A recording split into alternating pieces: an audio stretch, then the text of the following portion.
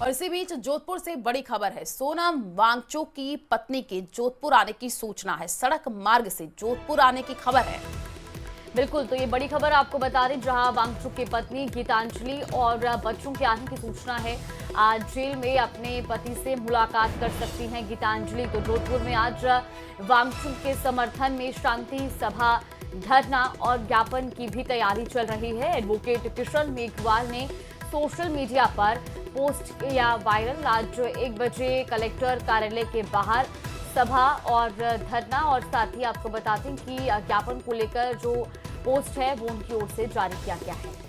तो देखिए, वांगचुक की पत्नी गीतांजलि के भी इस प्रदर्शन में शामिल होने की चर्चा तेज हो गई है। बड़ी खबर इस वक्त आपको जोधपुर से बता रहे हैं। सोनम वांगचुक की पत्नी के जोधपुर आने की सूचना है। सड़क मार्ग से जोधपुर आने की खबर है। वांगचुक की पत्नी गीतांजलि और बच्चों के आने की सूचना है। आज जेल में अपने पति से गीतांजलि मिल सकती हैं। तो जोधपुर में आज वांगचुक के समर्थन में शांति सभा, धरना और ज्ञापन की तैयारी चल रही है। एडवोकेट किशन मेघवाल ने सोशल मीडिया पर पोस्ट वायरल किया है। आज 1 बजे कलेक्टर कार्यालय के बाहर सभा, धरना और ज्ञापन को लेकर के पोस्ट जारी की है। वांगचुक की पत्नी गीतांजलि की भी इस प्रदर्शन में शामिल होने की चर्चाएं जोरों शोरों से हैं।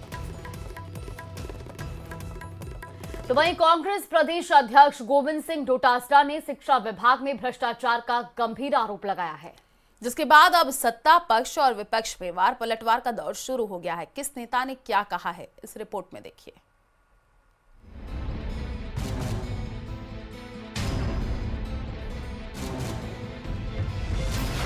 भ्रष्टाचार के मुद्दे पर सियासत गरमाई। डोटासरा का बीजेपी और आरएसएस पर हमला। कांग्रेस का वार, बीजेपी का पलटवार।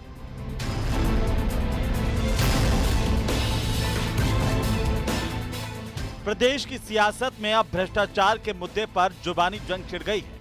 पीसीसी चीफ गोविंद सिंह डोटासरा ने अपने जन्मदिन के मौके पर बीजेपी सरकार और आरएसएस को निशाने पर लिया।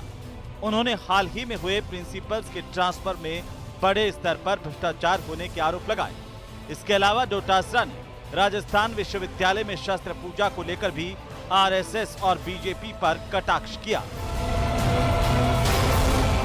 और फिर बच्चों के साथ किस प्रकार से पीटा, मुकदमे दर्ज कराए, हथियार लेकर के, खुद तलवार और लाठियां, भाले लेकर के, और बच्चों के पीछे दौड़े मारने के लिए। एक तो घायल हो गया, बहुत गंभीर रूप से घायल है। ये कौन सी शिक्षा देना चाहते हैं, कहां इस प्रदेश को ले जाना चाहते हैं? आपको शस्त्र पूजा के लिए इस प्रदेश में जनता ने वोट दिया था क्या? डोटासरा के इस बयान पर बीजेपी नेताओं और मंत्रियों ने पलटवार किया, क्योंकि वो भी शिक्षा मंत्री रहे हैं और उनकी मौजूदगी में, उनके मुख्यमंत्री की मौजूदगी में कई उन पर आरोप लगे थे। थोड़ा वो देख लेते तो ठीक रहता। पर आपका तो घमंड उसी दिन चकनाचूर हो जाना चाहिए था जिस दिन तत्कालीन मुख्यमंत्री अशोक जी गहलोत साहब की उपस्थिति में, और आप जब साथ थे, तो प्रदेश के सभी सम्मानित शिक्षकों से पूछा था कि हमारी सरकार में शिक्षकों के तबादलों में भ्रष्टाचार चल रहा है कि नहीं चल रहा है। तो सबने एक साथ एक राय होकर कहा था कि यहाँ भ्रष्टाचार चल रहा है। तुमको तो डूबकर समझे मर जाना चाहिए था। संगठन के ऊपर, ऐसे राष्ट्रभक्त संगठन के ऊपर जो आप अपने कटाक्ष हैं, उन पर लगाम लगाइए। और जिस तरह आप ये अपनी इस जन्मदिवस पर हम आपसे आग्रह करते हैं कि अपनी शैली बदलिए, जनता के बीच जाइए, जनता के मुद्दे उठाइए, क्योंकि जनता आप पर ही कटाक्ष करने लगी। फिलहाल प्रदेश में डोटासरा के बयान पर सियासी संग्राम मचा हुआ है। पीसीसी चीफ के शिक्षा विभाग को टारगेट करने पर अब सत्ता पक्ष उन्हें कांग्रेस शासनकाल के दौरान शिक्षा विभाग के हालात याद दिलाने में जुटा है। Bureau report, news 18 Rajasthan.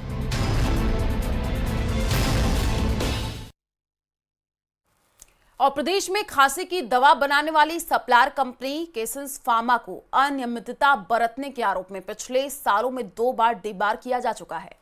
इसमें एक बार टेंडर की शर्तों के उल्लंघन के लिए, जबकि दूसरी बार एक अन्य कफ सिरप की गुणवत्ता सही नहीं होने के चलते डीबार किया जा चुका है। न्यूज़ 18 राजस्थान संवाददाता हितेंद्र शर्मा ने जायजा लिया उस कंपनी का जिस कंपनी केसेंस फार्मा की खांसी की दवा फिर चर्चा में है। और प्रदेश में खांसी की दवा बनाने वाली सप्लायर कंपनी केसेंस फार्मा को अनियमितता बरतने के आरोप में पिछले सालों में 2 बार डीबार किया जा चुका है। इसमें एक बार टेंडर की शर्तों के उल्लंघन के लिए, जबकि दूसरी बार एक अन्य कफ सिरप की गुणवत्ता सही नहीं होने के चलते डीबार किया जा चुका है। न्यूज़ 18 राजस्थान संवाददाता हितेंद्र शर्मा ने जायजा लिया उस कंपनी का जिस कंपनी केसेंस फार्मा की खांसी की दवा फिर चर्चा में है।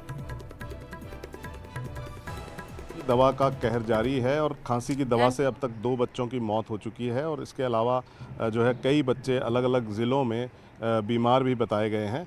हालांकि अभी ये जांच का विषय है कि उन बच्चों की मौत किस कारण से हुई और वो बच्चे बीमार क्यों पड़े, लेकिन यहाँ मैं खड़ा हूँ सरना डूंगर के विज्ञान नगर में, जहाँ केसन्स फार्मा जो है उसकी फैक्ट्री है और वो ये जो खांसी की दवा है उसका प्रोक्योरमेंट जो है यहीं से किया गया था और यही सप्लायर कंपनी है जिसने जो है ये दवा सप्लाई की थी। आप देख सकते हैं कि यहाँ आज ताले लगे हुए हैं और अभी दूसरे गेट की तरफ भी मैं कहूँगा कैमरामैन से कि वो दिखाएं कि वहाँ भी जो है ताले जो है लगे हुए हैं।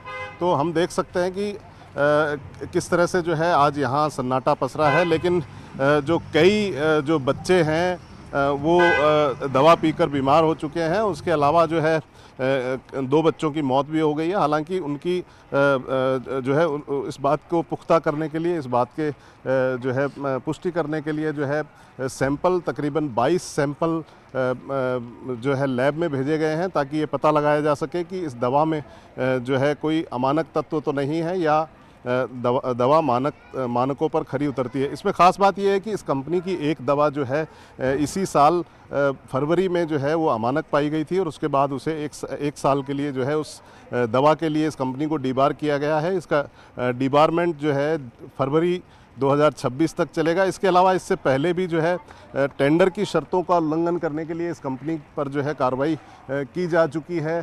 कैमरामैन दिलीप चेची के साथ हितेंद्र शर्मा, न्यूज़ 18 राजस्थान। रुक कर लेते हैं बड़ी खबर का। राजस्थान में अपराधों में बड़ी गिरावट देखने को मिली है। 2 साल में 19.45% अपराध में कमी आई है। जी हां, महिलाओं के विरुद्ध अपराधों में 9.24% की गिरावट है। साल 2024 में महिला अपराध की 36,563 केस दर्ज हुए हैं। एनसीआरबी रिपोर्ट और ताजो आंकड़ों में क्राइम ग्राफ गिरा है।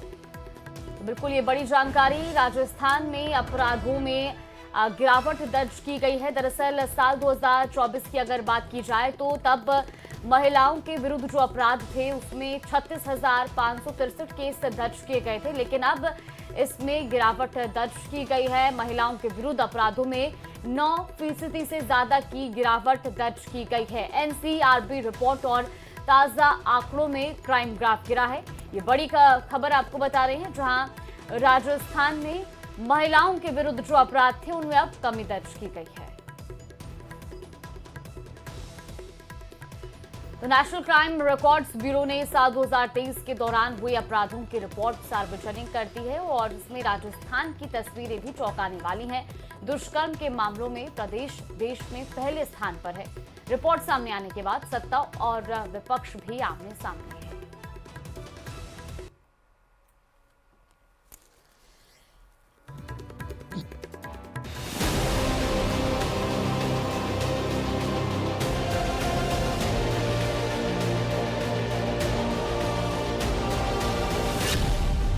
एनसीआरबी के 2023 के डराने वाले आंकड़े। दुष्कर्म के मामलों में पहले स्थान पर राजस्थान। महिलाओं के खिलाफ अपराध में भी अव्वल।